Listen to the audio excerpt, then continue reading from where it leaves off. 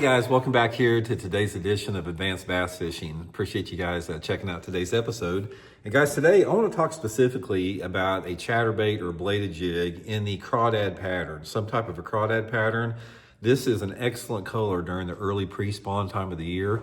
So what I want to do in today's video is to sort of go over the conditions that I like to fish this color in, because when you get that right set of conditions, man, you can light them up on this color. It's really good with that. And also, guys, I'll put my bladed jig link in my Tackle Warehouse description of the video here. If you guys would like to stock up on some using that link, it's a good way to support the channel. And also, guys, real quick, anybody interested in booking an on-the-water lesson with me, just go to my Facebook page, I changed it. My Facebook page, Intuitive Angling with Randy Blaukat. Shoot me a private message for details, so appreciate that.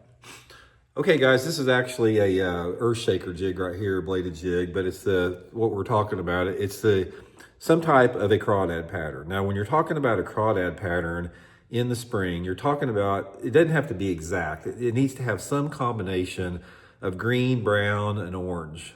Sometimes maybe just a little red or something in it, but green, brown, and orange are the three primary colors. Sometimes I like green and orange, sometimes brown and orange, sometimes brown and orange with a green pumpkin trailer on it.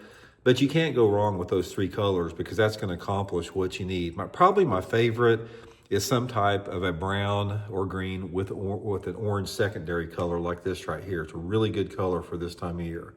Okay, specifically what I want to talk about is when and where this color really works good in. Because there's some parameters that when you get it, it'll really, be super productive under those situations. First thing that you need, in my opinion, you need to have water temperatures sort of in the mid to upper 50s. You can catch them on it when it's cooler, but it seems like to me when that water temperature starts to get in the mid to upper 50s, it starts positioning those fish in that zone where they really bite a bladed jig good. Because most of the best success I've had with the bladed jig is when those bass are in 5 foot of water or less. 3 to 5 foot of water is when you can really do good in the pre-spawn. So that water temperature being in the mid to upper 50s is going to put those bass in that scenario with that. The second thing with that is there's a real specific window of water clarity for the crawdad pattern to work really good in. And that water clarity window is 2 to 3 feet. If you've got 2 to 3 foot of visibility, it just is perfect situation for that. And depending upon the light intensity, I'll use that in correlation with everything. But I like water visibility of around 2 foot or so if I have some type of cloud cover, cloudy day, or 75% overcast, something like that. I'm sorry, excuse me. I like the overcast if it's a little bit cleaner, like 3 foot of visibility, and on the more off-colored water situations, like 2 foot or even less than 2 foot, some type of a sunny day or partly cloudy day is going to be a little bit better. So 2 to 3 foot of visibility, water temperature in the mid to upper 50s is going to be really good with that. Okay, the next is your type of cover that you want to fish in the early spring. Now there's two primary types of cover that the fish really use on a bladed jig good in the early spring, and that is some type of submergent grass.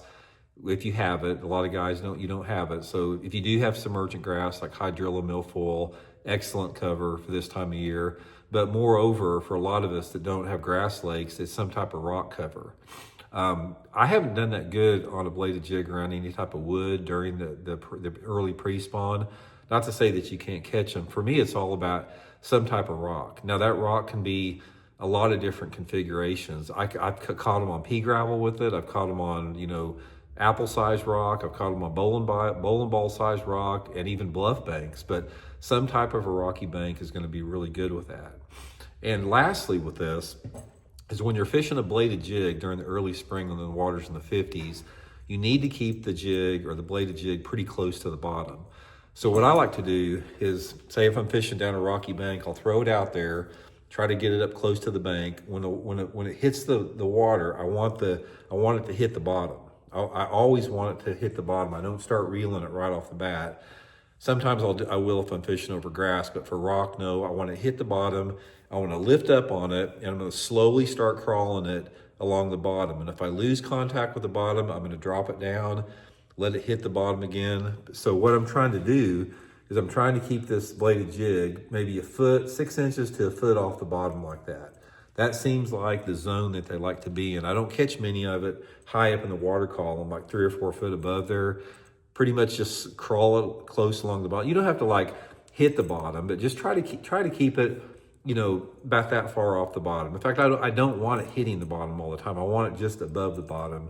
It's going to do a lot better with that. But your best days for a bladed jig are going to be your windy days, lower light days. It's always better if you got some clouds or wind.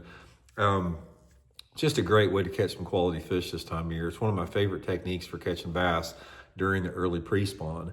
Some guys like a white one or some type of a pearl or shad pattern, but I tend to do better on those colors after the fish spawn, like in May.